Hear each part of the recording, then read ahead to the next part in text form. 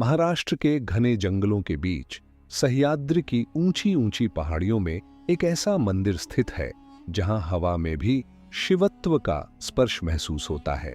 यह है भीमशंकर मंदिर, जो 12 ज्योतिर्लिंगों में से एक माना जाता है। कहा जाता है कि यहीं पर भगवान शिव ने राक्षस त्रिपुरासुर का वध किया था। वह राक्षस इतना शक्तिशाली था कि उसने तीनों लोकों में आतंक मचा रखा था। देवता तक भयभीत हो गए थे और तब भगवान शिव ने यहीं इस पर्वतीय प्रदेश में अवतार लिया। युद्ध के बाद जब त्रिपुरासुर का अंत हुआ, तब भगवान के परिश्रम और क्रोध से पसीना बह निकला। वह पसीना बहते बहते नदी का रूप ले लिया और उसी से भीमा नदी का जन्म हुआ। इसी कारण इस स्थान का नाम पड़ा भीमशंकर। कहा जाता है कि मंदिर का शिवलिंग स्वयं प्रकट हुआ था, किसी मनुष्य ने इसे स्थापित नहीं किया। आज भी मंदिर में जब आरती होती है तो कुछ लोग कहते हैं कि उन्हें डमरू की ध्वनि और तांडव की गूंज सुनाई देती है, जबकि वहां कोई वाद्य यंत्र नहीं बजता। भक्त मानते हैं कि वह स्वयं महादेव का संकेत है कि वे आज भी यहीं विराजमान हैं। मंदिर के चारों ओर फैला घना जंगल, पक्षियों की रहस्यमय आवाजें और सुबह सुबह की घंटियों की गूंज सब मिलकर एक ऐसा वातावरण बनाते हैं जो आत्मा तक को भक्ति में डुबो देता है। यहां आने वाला हर व्यक्ति कहता है कि उसे एक अजीब सी शांति मिलती है, जैसे कोई अदृश्य शक्ति उसके भीतर उतर आई हो। भीमशंकर केवल एक मंदिर नहीं, यह उस ऊर्जा का केंद्र है जहां भगवान शिव ने अन्याय का अंत किया था। यह वह स्थान है जहां भक्ति, प्रकृति और शक्ति तीनों एक हो जाते हैं। भीमशंकर मंदिर का रहस्य सिर्फ भगवान शिव के प्रकट होने तक सीमित नहीं है। कहा जाता है कि मंदिर के आसपास आज भी ऐसी कई गुफाएं हैं जिनमें अद्भुत शक्तियां निवास करती हैं। कुछ गुफाएं तो इतनी गहरी हैं कि उनके अंदर जाने की अनुमति किसी को नहीं दी जाती।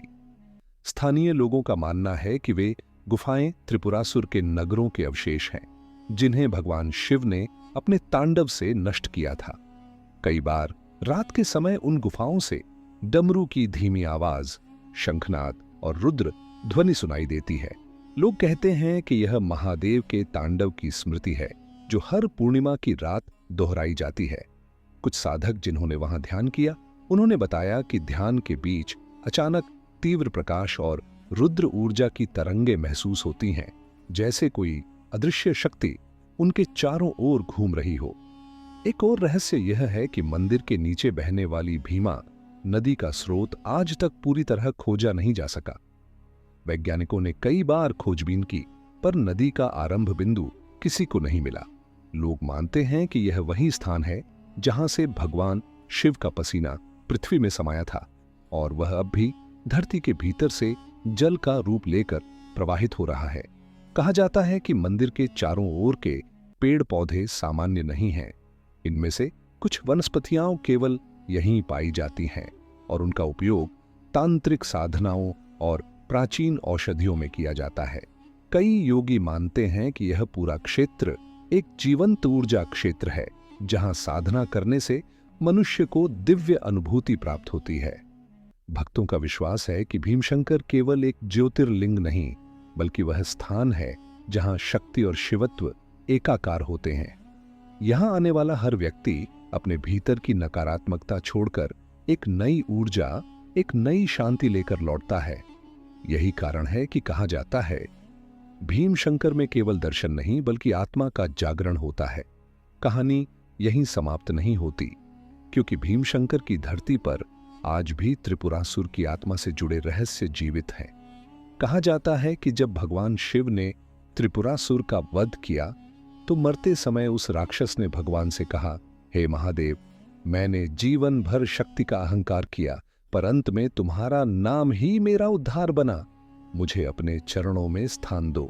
भगवान शिव मुस्कुराए और बोले, त्रिपुरासुर, तेरी आत्मा अब किसी को हानि नहीं पहुंचाएगी।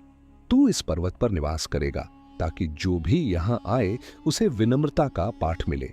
कहा जाता है कि उसी दिन से यह स्थान अदृश्य ऊर्जा का केंद्र बन गया।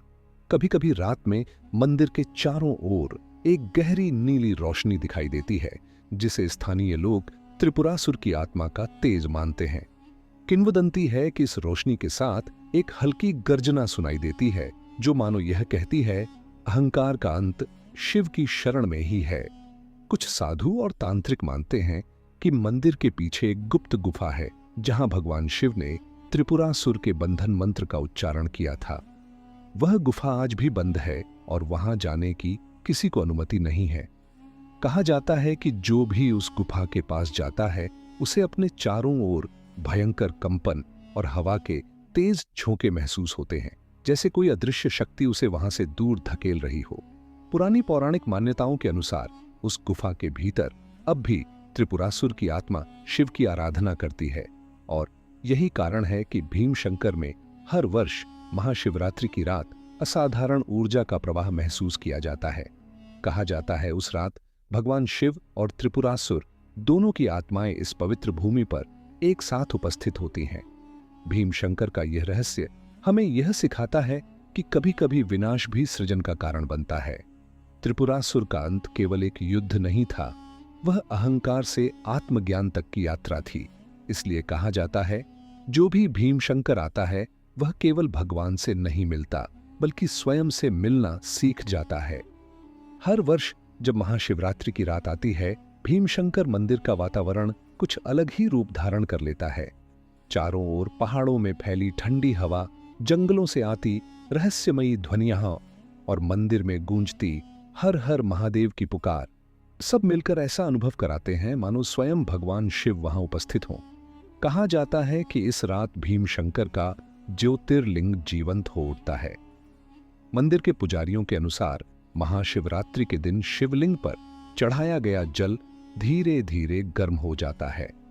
वैज्ञानिक कारण किसी को नहीं पता, पर भक्त इसे भगवान की जागृत अवस्था का संकेत मानते हैं। रात के ठीक 12 बजे जब महाआरती होती है तो पूरा मंदिर ऐसे कांप उठता है जैसे धरती खुद एयूएम नमः शिवाय का जप कर रही हो। लोग बताते हैं कि उस समय मंदिर के ऊपर की आकाश रेखा में हल्की नीली और सफेद रोशनी लहराती दिखाई देती है।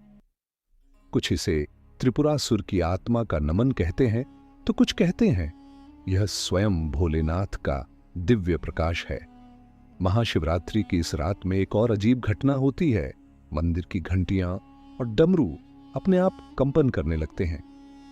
पुजारी बताते हैं कि उस समय कोई व्यक्ति उन्हें नहीं छू रहा होता, फिर भी उनमें कंपन महसूस होता है, जैसे कोई अदृश्य शक्ति उनमें प्रवाहित हो रही हो।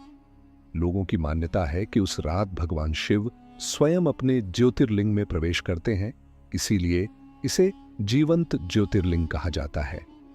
यह विश्वास सिर्फ अंधश्रद्धा नहीं, क्योंकि हर वर्ष हजारों भक्तों ने इस अनुभव को अपनी आंखों से देखा और महसूस किया है। मंदिर के आसपास के जंगलों में उस रात अजीब सी सुगंध फैल जाती है। कहा जाता है कि यह सुगंध पार्वती माता की उपस्थिति का प्रतीक है। कई बार साधु संतों ने बताया कि उन्हें ध्यान के दौरान शिव और शक्ति के अर्धनारीश्वर रूप के दर्शन हुए। एक ऐसा रूप जिसमें आधा भाग शिव है और आधा भाग पार्वती। यही संकेत है कि इस रात ऊर्जा और चेतना दोनों एक हो जाते हैं।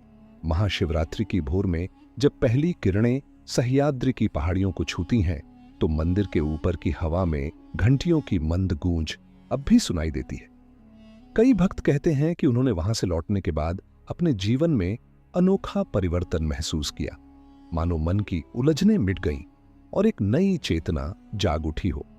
भीमशंकर की यह पवित्र भूमि केवल एक तीर्थ नहीं, यह एक ऊर्जा का द्वार है, जहां हर वर्ष महाशिवरात्रि की रात देवत्व और ब्रह्मांडीय शक्ति का संगम होता है।